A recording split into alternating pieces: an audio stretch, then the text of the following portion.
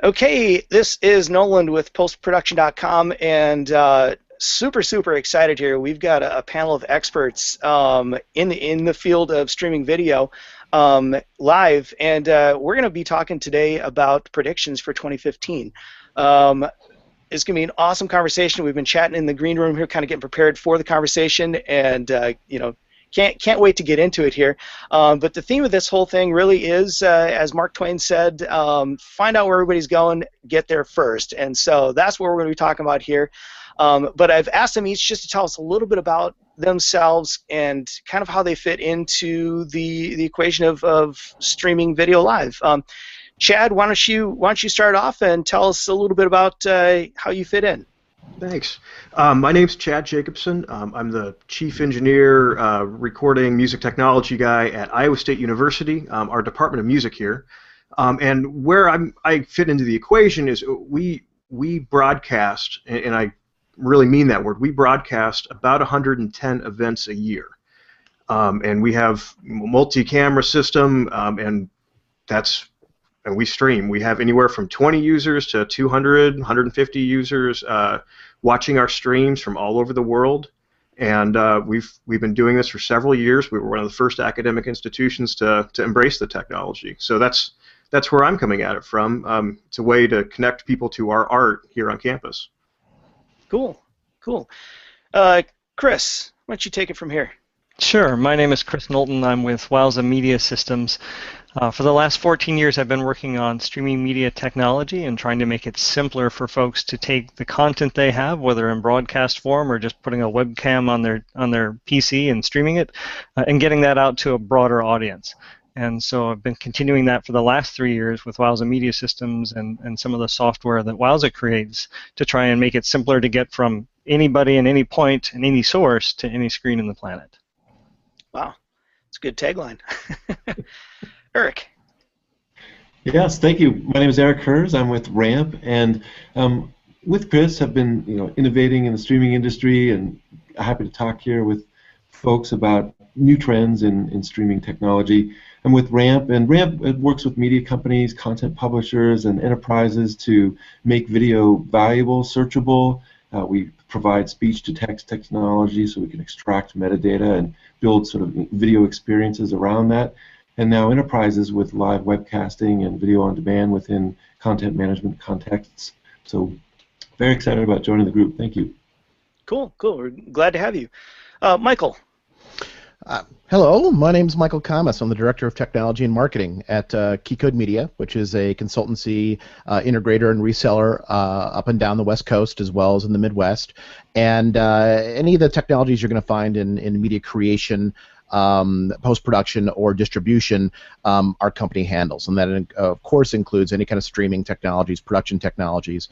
And because we work with, every different kind of vertical, whether it be advertising, media and entertainment, healthcare, government, corporate, etc., we get a really good idea of what's being done and what people are looking forward to. So it puts us in a real good position to kind of, as you said, go to where everyone's heading, right? Get there first. So it gives us a really good ability to see where things are going and get there first. Cool. Well, Michael, I think you queued up the conversation quite nicely there. Where is this all headed? I know we've talked about this in the green room, and we've seen streaming and what it can do with broadcast move from the big shots who've been doing it for forever. With broadcast, you got the big networks, but now you've got moms and pops, hobbyists who are streaming stuff out of their kitchen for their own kitchen shows, all the way up to, say, CBS, who recently just shifted gears with their online content, doing a lot of live stuff. I mean, there's so much happening with we've got people out there shooting cameras.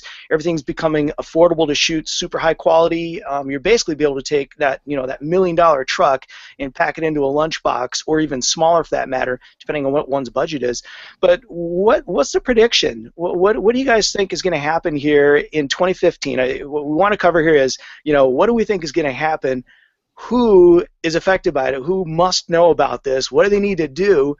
why they need to do it, and all those good questions. So I'll kind of open it up and let somebody just jump in, or maybe we'll just start. Maybe we'll start with you, Chad. What do you think? What do you think is going to happen with streaming in 2015? I think what you're going to find. I think you're going to find an expansion of what you've already kind of talked at. Small mom and pop individuals creating streams and creating their own content. I think you're going to see a lot more of that. I think the making money off of it, just to cut to the chase, is really what people are going to have to do. I mean, the model's been changed upside down. We were talking in the green room earlier. It's much like the music business. It's the best of times and worst of times in the music business, and I think the broadcast industry is going into that same sort of thing where everybody's making content, and the technology's never been easier. I think you're going to see. I mean, we use a lot of Black Magic gear here because, again, it's so reasonably priced, and the quality is just, I mean, it's 1080, it's high def, it looks beautiful. You're going to see a lot more of that in the field. I think adaptive technology has been around for a while in terms of the stream quality. I think you're going to see adaptive technology embraced. That's more of a technical thing, but that's where I think you're going to see more people doing more of it. I get a lot of calls and a lot of questions from other universities to set up streaming systems like we have here at ISU, and I just everybody. I mean, even if your audience is only 200 people or 150 people, more people are getting involved and are interested in it. Real quick, Chad, why are you getting all these calls from universities? I think that some of it has to do with they see other people doing it, so they want to jump on the bandwagon as well. But I think that for us, it's really easy for alumni and for parents and for interested parties to check out what we're doing and some of the concerts and some of the talent that we have, whether we bring them in from outside of the university or it's our own faculty. We're doing interesting things, much like the Metropolitan Opera's broadcast that they're doing. I'm sure everyone's familiar with that, but they're doing the live stream, the HD live stream to theaters across the country. This is sort of a smaller scale of that, where people from the comfort of their own home can see, Holt's The Planets, or they can see the Amara Piano Quartet, which is our resident quartet here on campus. And they travel around the world, and so for people to be able to sit down a couple times a semester and say, "Wow, I can watch this quartet perform," it's really exciting. As an academic institution, we're not really worried about the monetization of things, but again, we get a lot of alumni, a lot of people in the community, just a lot of interested parties. So that's the why. The interest is there, and we're filling that interest. I think another part too might be that, for a number of years now, YouTube and Netflix have made it really easy for us to get to video content and get to it increasingly on a reliable basis.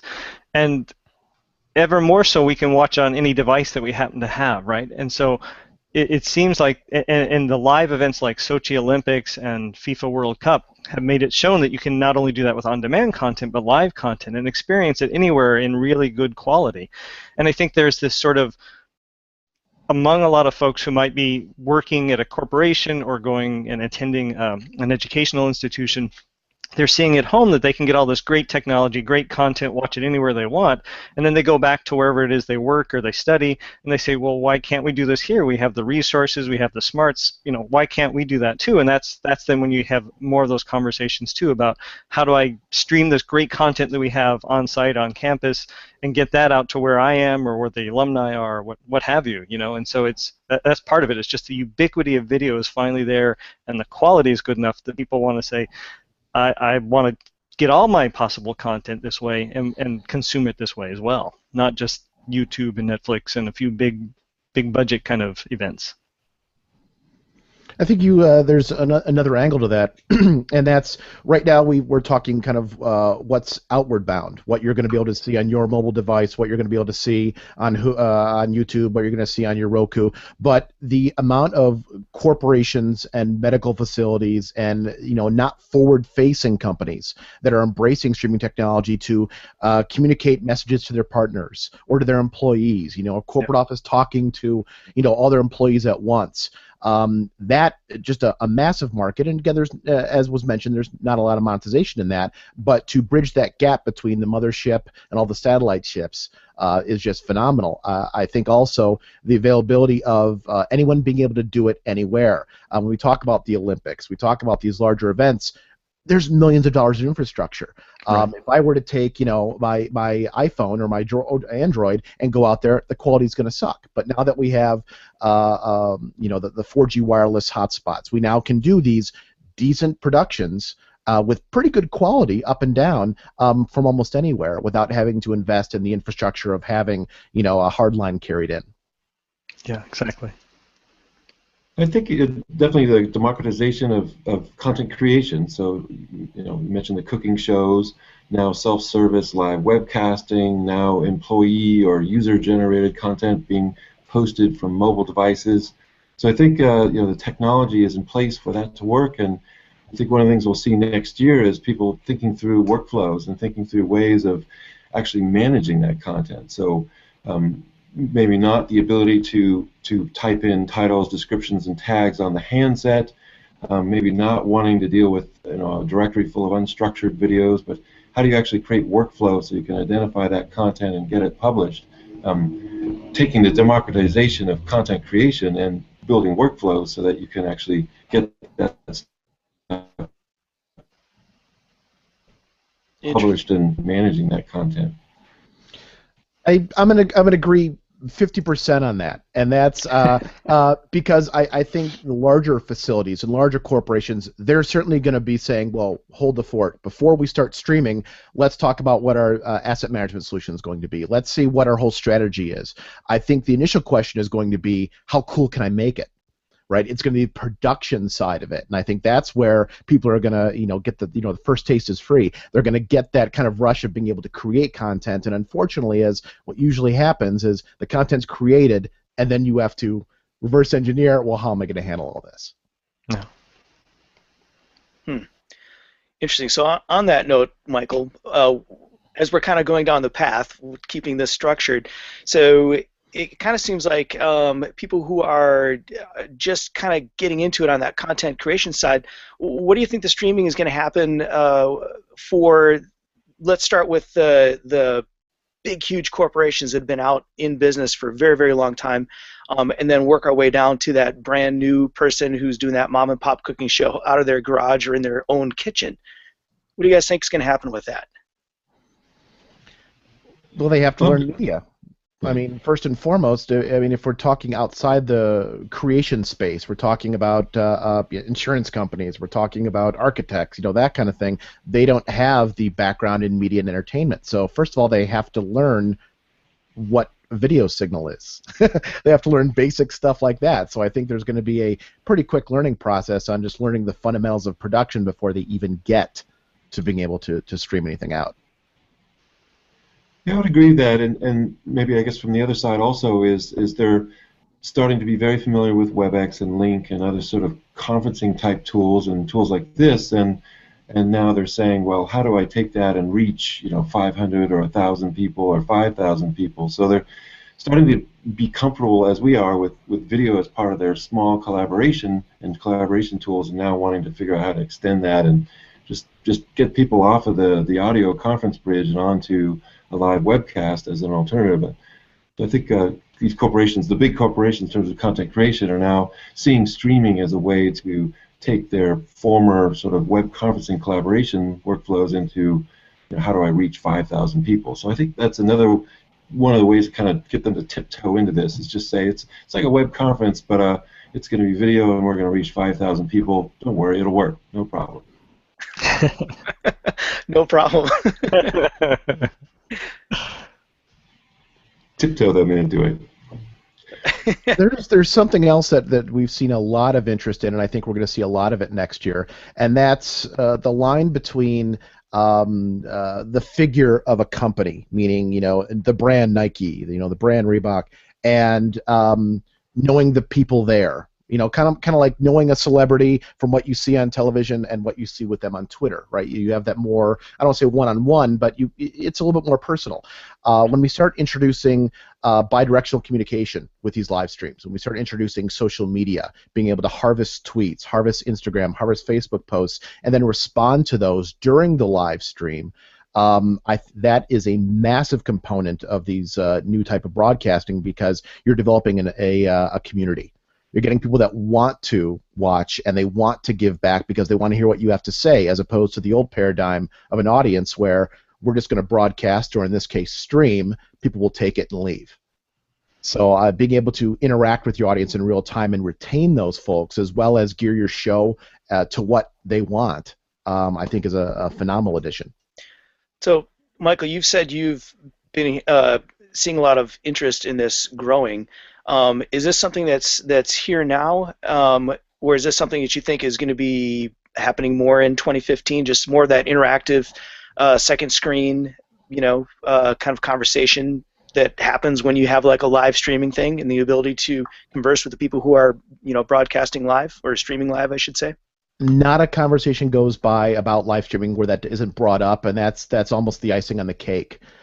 Because when you talk about, yes, being able to harvest all this different data, being able to interact directly, it's definitely here. Companies like Tagboard, companies like Livefire, hardware companies like Chiron, Never Know, being able to not only deliver these social media, the harvesting, but also as a marketing company, or as a company that needs to determine who's watching and how long, to deliver the heat maps of where people are watching, how long they're watching, what their engagement ratio is. So again, it's a lot more than just what they're putting out there. It's how can I interact and better gear what I'm doing to cater to the people who are watching. Yeah, I think too, within Wowza we've seen for a number of years customers coming to us and saying, I want to be able to get questions back. I want a video chat capability as well, so that people can feed questions back to me.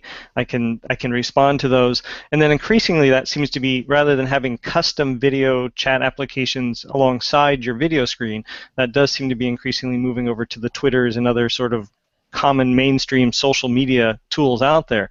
And Michael, I guess as you were saying, a couple of weeks ago, I was at a Key Code Media event and saw several of those products that you mentioned. Last week, I was at a conference in New York, and then this week at Streaming Media West. And all along the way, there are new products being introduced where the social integration is directly there, where it's built right into the video feed, so people can either you can do it two ways. Either have questions coming in off screen so somebody can moderate them, or they're coming right on the screen so people can directly interact, and then if potentially even see that interaction right there in the video stream, like the new Telestream Wirecast version, for instance, puts the tweets right on the screen for you, and so people can see that not only are they interacting, their message is being heard and shared with the broader audience as well. So it becomes much more of a community conversation as opposed to just that one-way communication.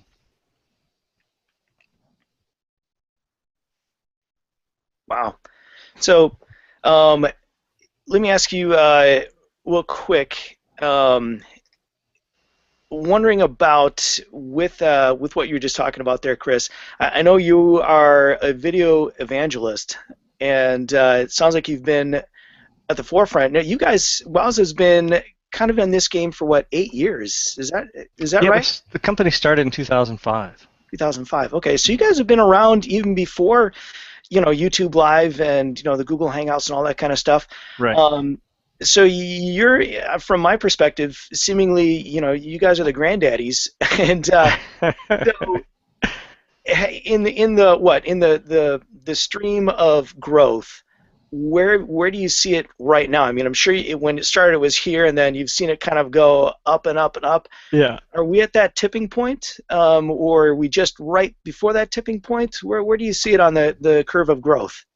That's a great question. I actually have a blog post coming out that talks about this. And really, when I started in video, streaming video, it was in 1999, and all of my colleagues and I thought, ooh, video is going to be big any day now. And we're actually at that point in late 2014 where we see people walking around, watching video all the time, live events, on-demand events, and we think, it is pretty mainstream now. The quality looks great. We're we're probably there, right? It's just becoming more and more embedded in what we do, not only socially or at home, but also into the workspace and education and everywhere else. So I think it feels to me like we are right at the tipping point now, or within the next few months, Mhm. and that it's really just going to become completely infused as a way that we do communications, sharing of information, and everything else. Where we used to have the phone, then we had the cell phone, and now we have video. It just feels like it's really embedded in everything that we're going to be doing going forward. Well, that I, brings up a real good point. How do you find this? If we are at the tipping point where everyone who's anyone is doing video and putting it out there, what do you all foresee as being the mechanism, the TV guide, as it were, for millions of broadcasts? How do you filter out the white noise? I mean, if any of you have tried to find something on Netflix, good luck, right? It's not easy. So Right. how are we filtering out all these different streams? That's a great question. I've seen one site, iCanStream.it, which is pretty good at telling you where you can find any TV or movie show that you want to watch across all those various services. I know I was shown another app just a couple of weeks ago. I think it was from a university in Texas that was working on development with a company. And it had a similar thing, but it was an app form. So you could actually take it and say, just type in, search for what you're looking for, whether it's a TV show or whatever. And I think those kinds of apps will probably lead the way, and then we'll have to find a way to extend those to the broader content, stuff you might find on YouTube or all the sort of home publishers, right? To your point, there are going to be so many pieces of content out there, not thousands, but millions. Somebody will probably evolve one of those tools to the next step and try and encompass all of that. And I wouldn't be surprised if it were someone like Google, honestly. They have, they are searching all the web pages and finding all that kind of content today. I wouldn't be surprised if somebody like they put together some kind of tool like that, or made through APIs, made it available for someone else to build that. I think you're going to see, much like in the music business, how there's Pitchfork and other like magazines, online, ways of curating content. I see it happening in streaming as well. I think that's where this is going to go. Is people will have their stream or their feed, or they visit a website, they frequent a website. I mean, maybe it'll be a sub part of New York Times Online. I don't know, but I see it being curated in that fashion as well. Who would have seen Pitchfork 15 years ago? But everybody's making music now, and that's how you pull them from the. That's how you find things. Yeah. So it's a unique opportunity for other people.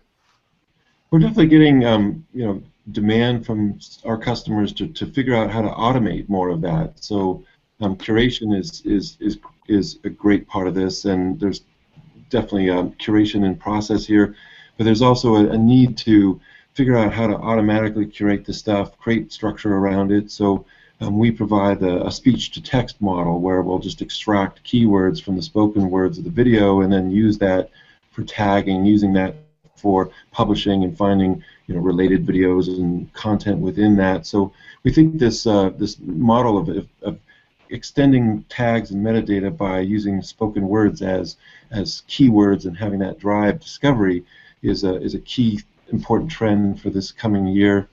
And we're seeing our content partners, like Meredith Magazine has Better Homes and Gardens, and Fitness Magazine, where they're trying to use this metadata that we've extracted to drive more user engagement. They want to have it so that people, while they're watching these videos, bubbling up from these videos are topics and tags that then have adjacent to the video these rich media synchronized, find more information about this, or if you want to purchase this knife, go for it. If you want to, so they think that the next step is to take this video, make it searchable, but then more importantly is automate rich media synchronized content and make it much more engaging. So search and discovery and curation will lead toward a more engaging visual experience by bubbling up those keywords and figuring out how to use those as hooks to get people to sort of lean forward even more. Eric, how solid is that technology now? I mean, I'm sure everybody's had the experience of, I'll use YouTube as the example, but they have like a transcriber thing, but it kind of like, have you ever seen those joke tweets where the autocorrect they send it out but it autocorrects before, and then you send it and it's like, oh crap, that's not what I meant, Mom, I'm so sorry. That's kind of YouTube's, and nothing against YouTube, it was awesome, but where's that? I'm just picturing, like, okay, let's say this show here, and I'm picturing people who are doing streaming live stuff, and then they want to capture that content down the line and be able to repurpose it or whatever it may be, like you were talking about, Eric. How good is that right now? Can you literally just push the button, automate it, and it comes out, and you don't have to do any human interaction with it, or is that still a growing technology? No, we definitely have speech-to-text technology. Our technology allows you to create these keywords automatically from the video, but I will be honest with you, it's not 100% accurate, so it's not ready for for a full transcript. And so what we do is we have a few different passes that we can use to enhance these things. So, for example, for FX, we just put every Simpsons TV show online, and what we did for them, they didn't want to do full human transcription for everything, and we were able to do two passes. One is a software speech-to-text solution that probably 60-70% accuracy, and then another where we take their captions and texts and other things, and we automatically align that to those discovered words through the software. And as a result of those two passes, the automated speech-to-text, and then taking scripts and transcripts and captioning and automatically aligning, we can fill in all the gaps and actually dramatically increase the quality and the accuracy of that. And that was enough for FX to say we've got caption-ready content for the web without actually having to human caption everything. The other thing we've done that helps in these regards is creating various models. So we have different language models. We have models for British English versus U.S. English, financial information versus technical information. So we feel we need to innovate more and create more models that match the different types of content that are out there to increase the accuracy. So we're definitely innovating in that regard. And then finally, there is the human captioning. So there's a lot of content where they want us to actually create perfect human captions and then translate that into multiple languages. So long answer, but it's very good for search, I would say. Not perfect for captioning through software, but through various means of transcribing, aligning transcripts and captions, we can get there and get a product I think is great for the web. And I'm assuming that's pretty important in regards for, as we were discussing, getting this content that's created for streaming video getting found.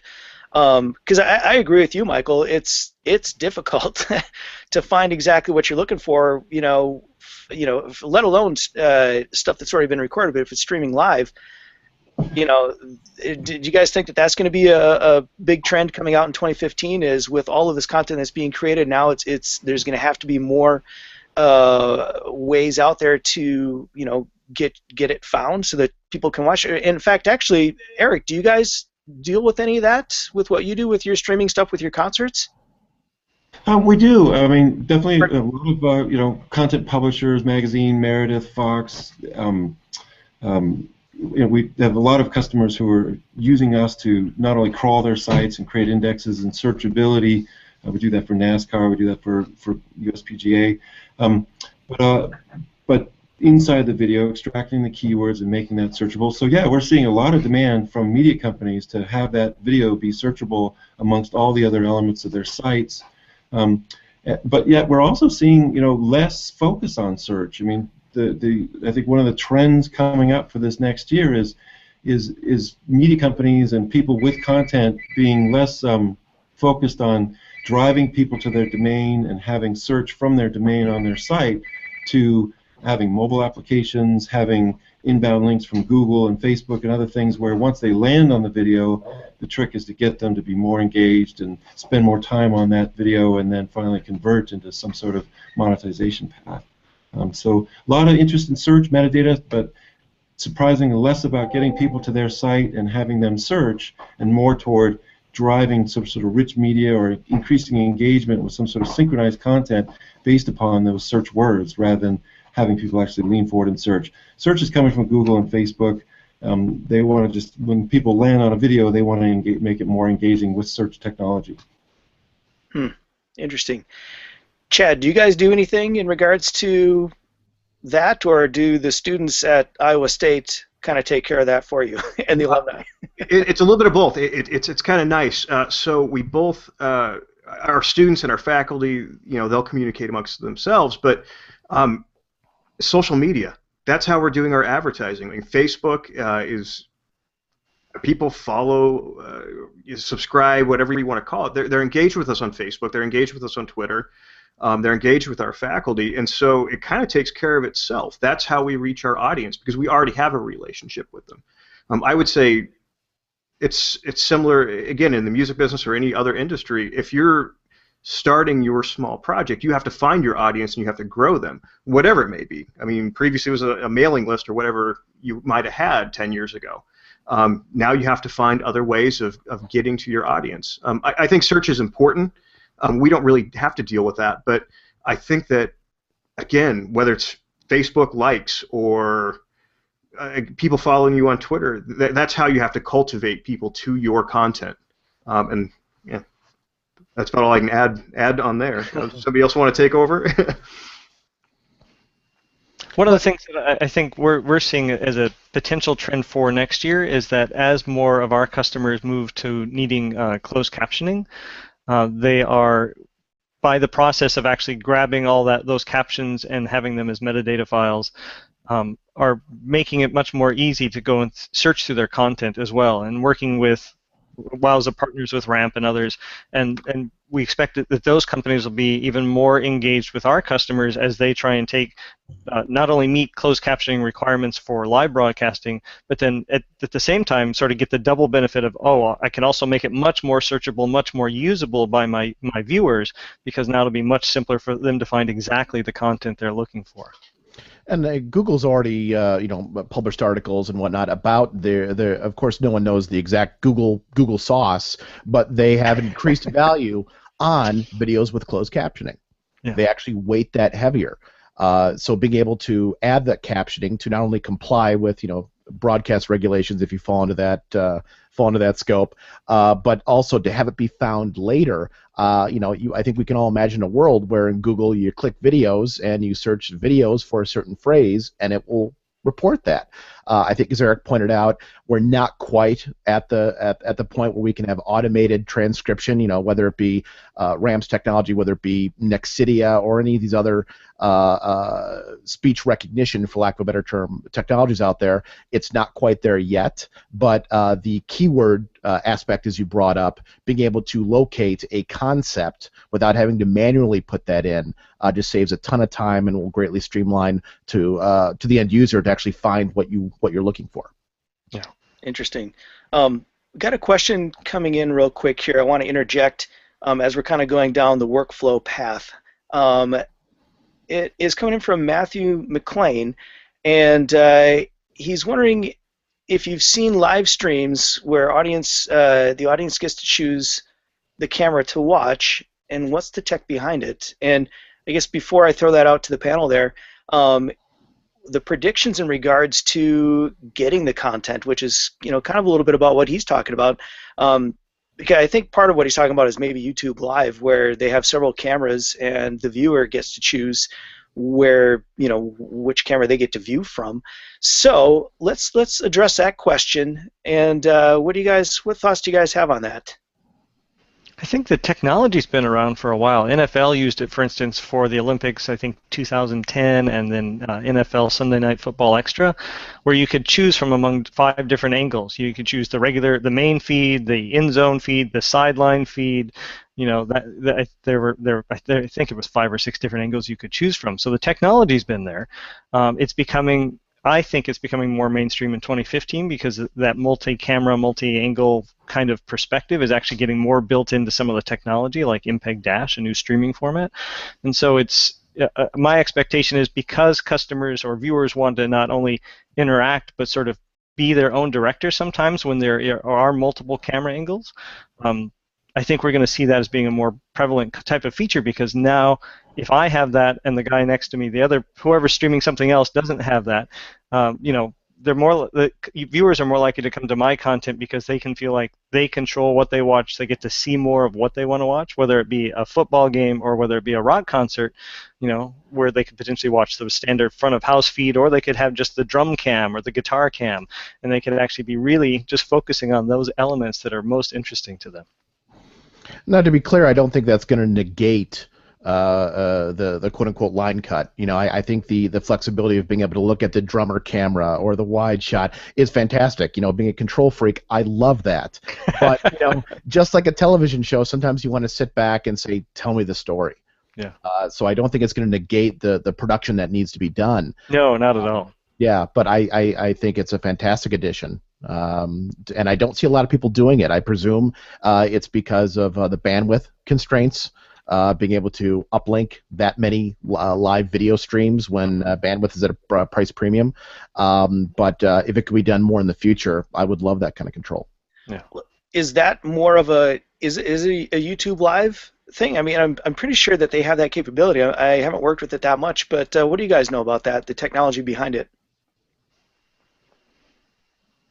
I don't know. I haven't seen it on YouTube Live, so I'm not familiar with it if they do have it. I have seen it on private events. NFL, as I mentioned, a customer of ours called Tour Gigs does rock concerts around the country, and they provide multi-angle viewing for some of their viewers in some of those events when they have the bandwidth up and the band wants to actually share all those different angles with their customers. But for them, it's just standard streaming technology where you have multiple streams, and as part of the adaptive bitrate streaming technology, not only can you choose different bit rates, different resolutions, the client can do that, but the user can actually choose, I want this camera instead of that camera.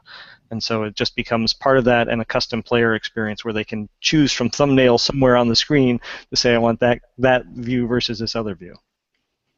But it's not, to Michael's point, it's not standard. Not many people are doing it. It's really a premium experience at this point. It's really a big differentiator for those folks who can do it, who can afford it, both from just having enough cameras to cover all those angles, plus to afford the upstream bandwidth out of the venue so that they can then share it.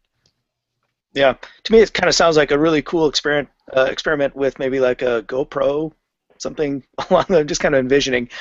Chad, I'm thinking for your Iowa State, you have like maybe the string section, and maybe you've got the you got all the different parents they're watching. Yeah. So I could totally see how that could be a cool thing for universities or House of Worship, maybe. I don't know, Michael. You deal with that, don't you? There's a couple, yeah, definitely. There's a couple use cases there that have just blown me away. One of them would be sorry, just drew a blank for a second. Bands. There's several bands have been doing the making of XYZ album. Not to quote Rush, but XY. What the album they're making. So in rehearsals, they'll live stream the rehearsals and then charge a premium for that. We're seeing radio stations who are obviously losing money on terrestrial broadcasts say, you know what? Let's put some cameras in the studio.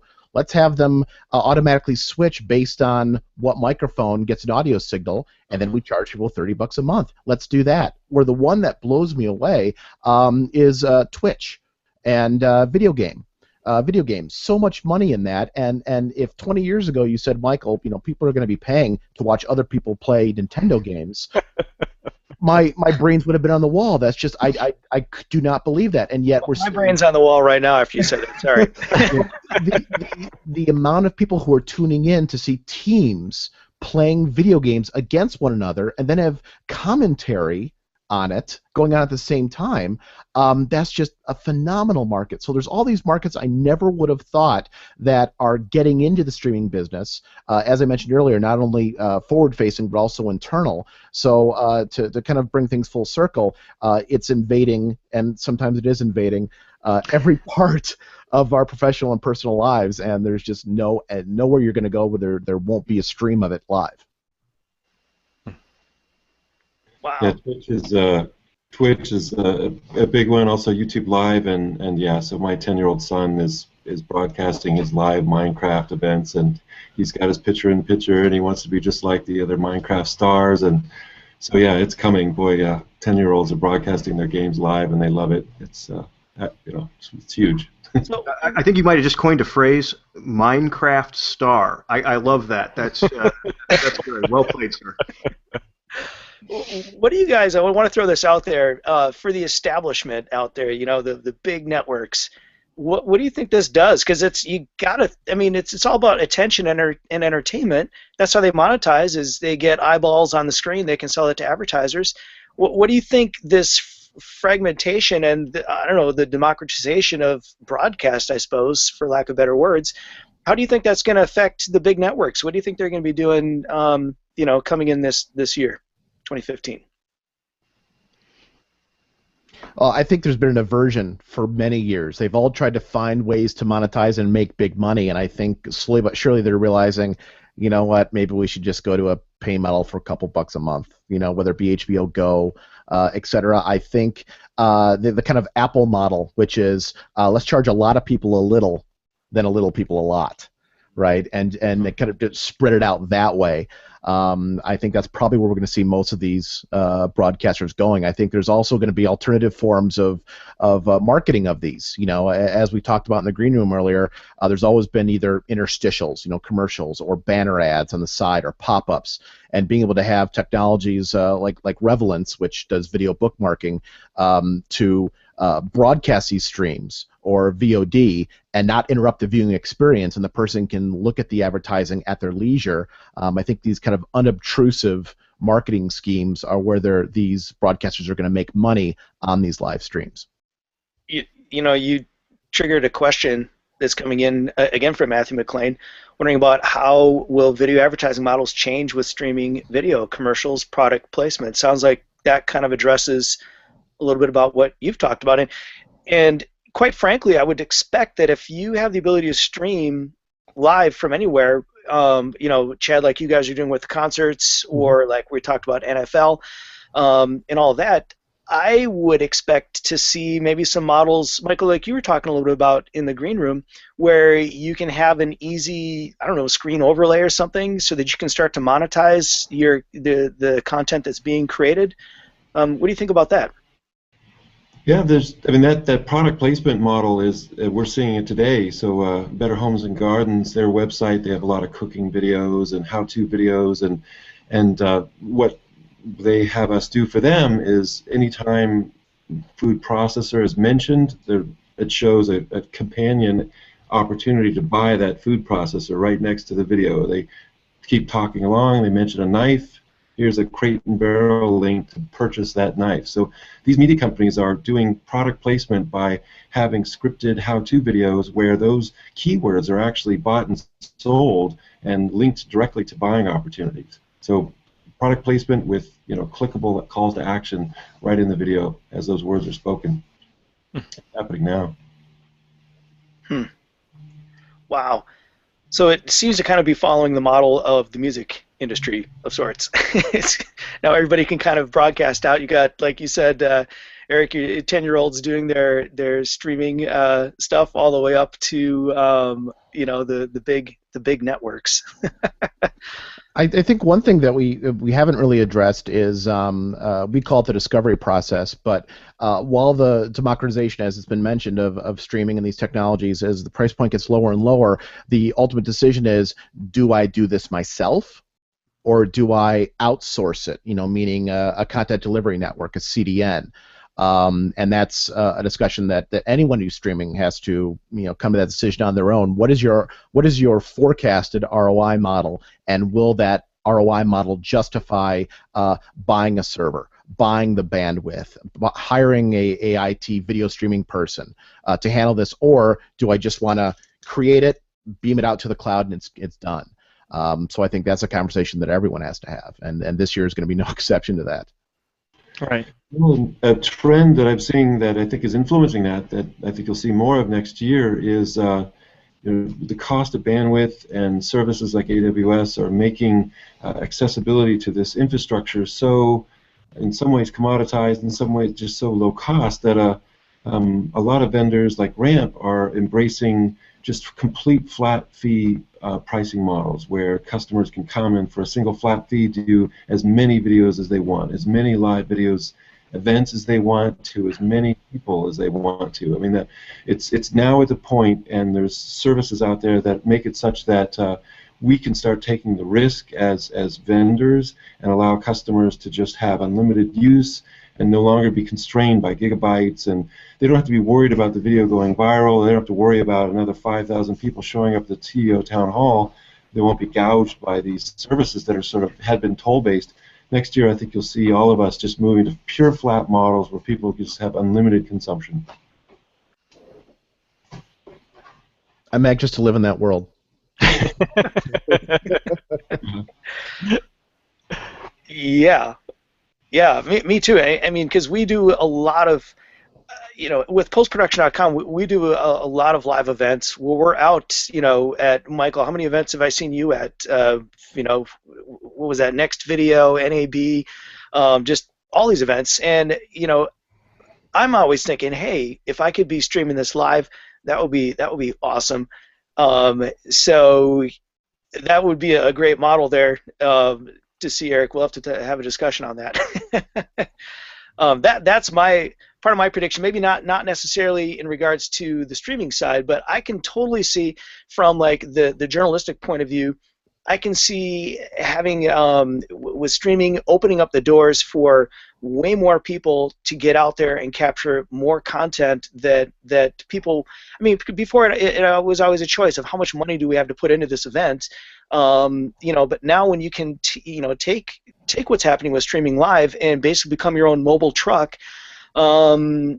You can have more opportunities to have more things of more interest being streamed out there that people can partake of. So I am thinking that the amount of the bloggers all the way up to the professional level, I think there's going to be way more things being covered from many more different angles. Is kind of what I see happening coming up in 2015. I know we're going to be doing it, so we're probably no different than anyone else. I'd like to just sort of interject. When podcasting started, I think it's much like podcasting. There were a million people who just started doing their own podcasts, and they sort of abandoned them. But I think we're at that point where the tech and the costs and everything is so easy. The barriers to entry are so low. I think there's just going to be a huge explosion. And I think that one of the essentials maybe in 2015 for the content makers is you have to make content that people want. And again, you saw that in podcasting, you see it in music, and I just think that's where we're at. Chad, when you say that, are you thinking about both live and on demand? Yeah, I'd say so. I would say both live and demand and on demand. You have to create an event. If it's a rock concert, or if it's a classical music concert, or if it's live from NAB or whatever you might have, I think you have to make content that people want, as opposed to just making content for content's sake. Again, I'll take you back to the original podcast. I mean, how many podcasts about someone's cat or whatever, that died off after a month? I mean, just. Hey, we had that show going for 3 months.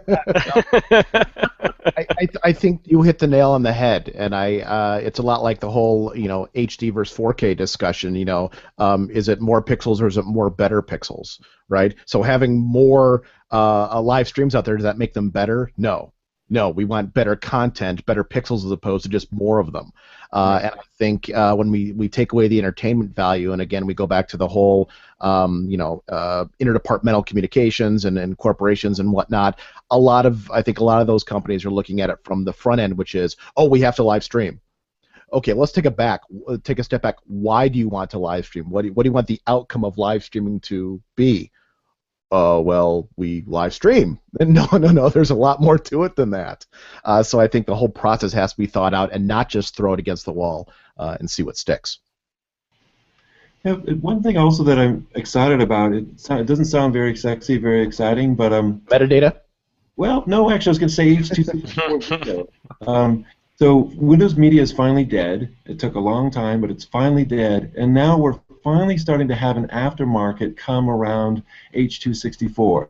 So I know everyone's talking about 4K and 265 and Dash and all these very exciting things that are coming out there. But my prediction for next year is that there's going to be a whole lot of people actually, now that everyone's sort of grounded on H264 as a universal standard, and now that you have tools like Wowza that can do live transcoding and multiple ingests from RTSP or other inputs, that you're going to finally see this sort of blossoming aftermarket around just the 264 standard. So on the business side, you'll see just video conferencing units used as sources, no problem. Just take that contribution feed from a video conferencing feed, great. On the consumer side, on the media side, you'll see jazz concerts with an access camera, and someone could just pull an RTSP feed from an access camera in a jazz venue and patch that into a live webcast. So these are things that just couldn't happen before, and now that we've standardized on H.264 and we have ingest tools like Wowza, you can actually build much more interesting and creative sort of uses of video and live broadcasting. And the standards and proprietary formats are going to change at some point, but I think next year you'll actually have a really nice year where people are saying, look, we can do 264 before everything gets more sexy. Right. And there's a lot of great stuff we can do now.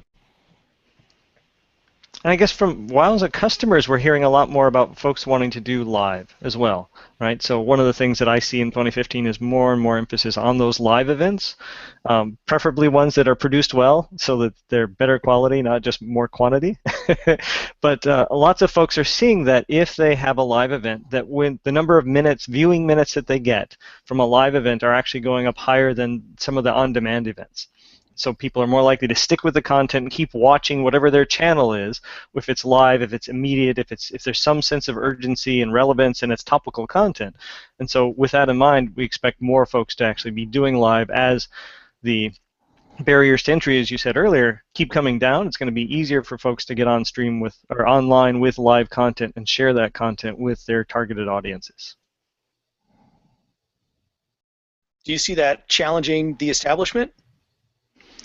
I don't know if it's challenging the establishment so much. It's what we have seen is that video has gotten very good with YouTube and Netflix and all, but those are on-demand scenarios where typically you can. It doesn't have to be right now. It's not like you have to have low latency video because somebody's actually talking somewhere. You're watching something that was created months ago, right, or years ago. With the live stuff, it's always been a challenge just because there were more chances for things to break along the way. And a lot of that is going away. So I don't know if it's challenging the established sort of infrastructure or ecosystem or players so much as it is making it more possible to have these live and more highly relevant events, I guess, things where people might want to all come together at the same time and watch it, and sort of building on that social interaction that we talked about before, being able to have a shared experience, even if you're sitting in your living room and all your friends are in their living rooms or on a bus or wherever, but being able to share that experience and have it be more relevant, and then something that you talk about either immediately or the next day at the water cooler or whatever.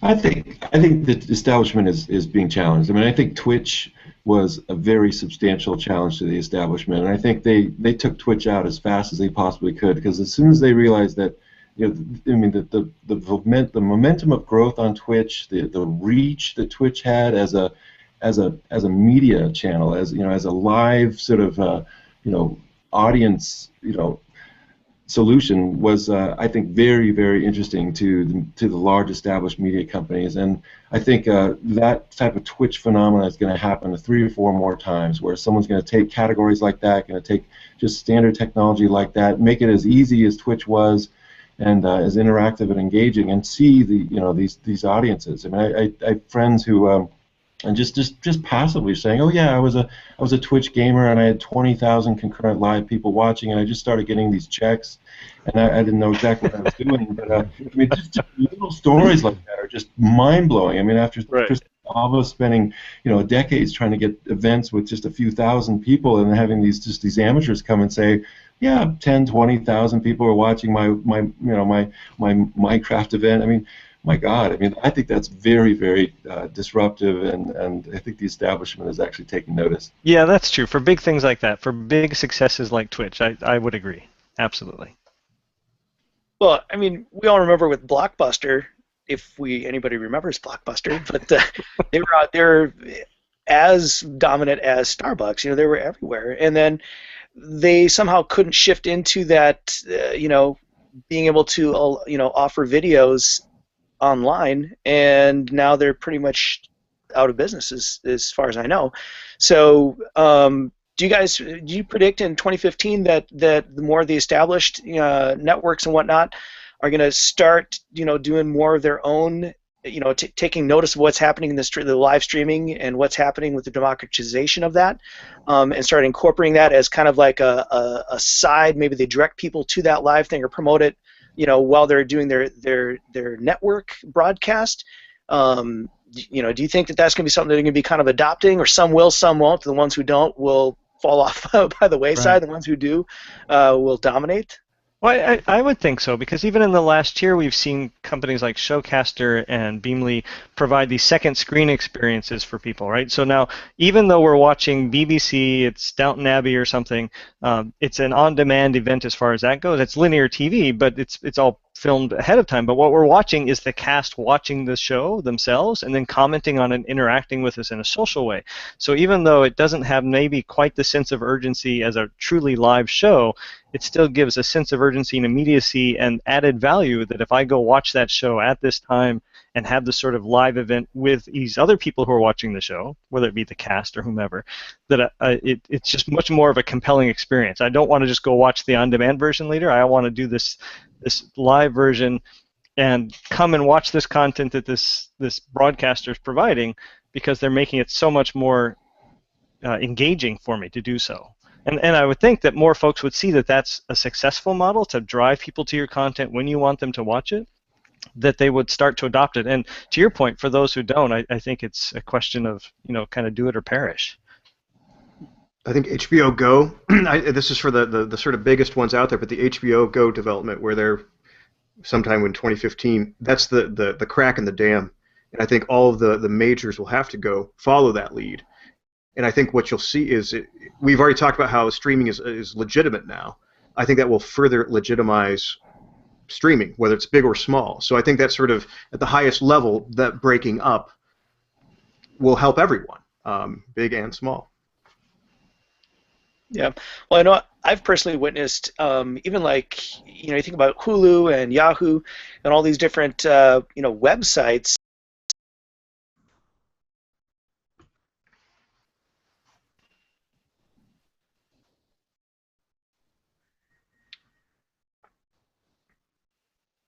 That was interesting. There we go. Yeah, I think I got a message there that said there was a server error, so I think something happened on Google's end. Who'd you like piss off at Google, Nolan? Yeah. Yeah, calling calling them establishment. The check's in the mail. You'll get it. You have to cut us off at the kneecaps here.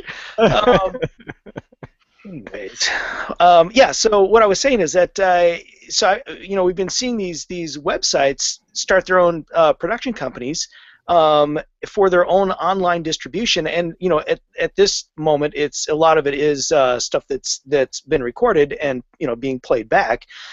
But at the same time, if they've developed that audience, it's just a hop, skip, and a step away from doing it live. So I could certainly see how a lot of these people who have developed these massive audiences.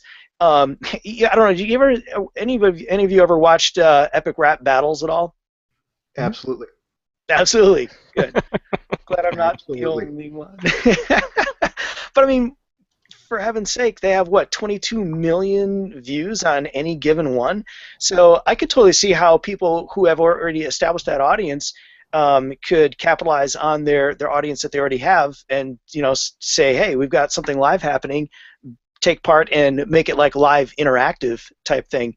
So I'm kind of interested to see how that plays out in 2015 in regards to already established channels or already established entities out there. Some of them picking up and doing the live streaming. You think about like a celebrity, for that matter, offer like a backstage pass of sorts, online, streamed live, interactive, something along those lines. So I'm kind of curious to see where that goes. That's my 2 bits. Yeah. That's right. We saw something like that with I think it was the Emmys, wasn't it, where you had 5 backstage cameras or something. So I wouldn't be surprised to see more and more of that come along as ways to entice you to watch the show during the live session. Yeah, interesting. Well, gentlemen, I know we are here a little bit beyond the top of the hour. So I guess in closing, would just like to throw out. Well, I guess, Michael, how are we doing with our workflow conversation here? We're kind of hitting the points. We've jumped around a little bit, as conversations do, but we've jumped around because they've inspired all of us to share knowledge. And whenever you're doing that, you're in a good place. So despite the fact we've hopped around a little bit, it's all been good discussion. Yeah. Awesome. So we haven't left anything out as far as as far as you can tell. We haven't dropped enough product names. I'm sure we could do that. Well, we'll definitely. Banner ads, right? You can Well, I monetize this absolutely and want to put give banner ads. everybody the opportunity to be able to find it. Where can everybody find more about you guys? So, how about this? In closing, we'll go down the line. If each of you could give us your biggest prediction for streaming 2015, and then also where can people find out more about you, and maybe how you can help out with streaming needs, coming into 2015 and beyond. So I guess anybody feel free to hop in on that one, and we'll close it out. Well, I guess I'll go ahead and lead off. I see more sort of smaller audience needs being filled. I see universities, high schools, and education. I see a lot of more arts and music. That's my background. I see that really blowing up, and I guess I would say go to our website. It's music.iastate.edu, and we have a live couple of different things that we stream, and it runs 24/7, and our concerts are streamed again live. So that would be my recommendation, and I've helped a lot of institutions out with this sort of this conversation. Are we using Wowza? Should we go to the cloud? What should we use for our front end? And that's what I've done. So. Next. I think mobile is going to be big. I mean, it's already huge. I think it's going to become even larger as both a way of folks consuming their video. Certainly, I see young folks who will sit in front of a large screen TV but be focusing on the device in their hands, not on the TV. And certainly, wherever they go, they have those. So certainly, from that perspective, lots of folks who are commuting seem to be doing that. If they're on the train or on the bus, seem to be watching video. I think we're going to see more of that both for on-demand and for live. And I think we're also going to see more of that content that's generated using mobile devices. And for more about what Wowza does, go to wowza.com. Sure, I like to have people visit our customers, so you can start the day light. You can do some keyword searches for things that Bart Simpson has said. So we put all the Simpsons episodes up on simpsonsworld.com. some Simpsons episodes, and search for your favorite quip from Bart Simpson. You can move over to some cooking shows at Better Homes and Gardens and search for how to bake things for the holiday and find related things that you can purchase. Certainly.